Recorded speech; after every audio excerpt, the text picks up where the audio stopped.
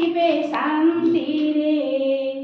ନେଇ ଅଙ୍ଗାର କାମ୍ଳ ଦେବୀ ଅମ୍ଳଜାନ ସ୍ୱଚ୍ଛ ହେବ ପରିବେଶ।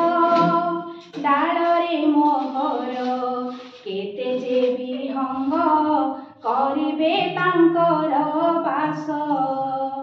ଫୁଲ ଫୁଟି କେତେ ସୁନ୍ଦର ଦିଶିବ ମହକିବ ଚଉଦିଗ। ଲୋକଙ୍କ ସେବାରେ ଜୀବନ ଦେବାକୁ ପଣ ମୁଁ କରୁଛି ଆଗ। ମୃତ୍ତିକା କ୍ଷୟକୁ ରୋକିବି ମୁହିତ ରୋଗରେ ଦେବି ଔଷଧ।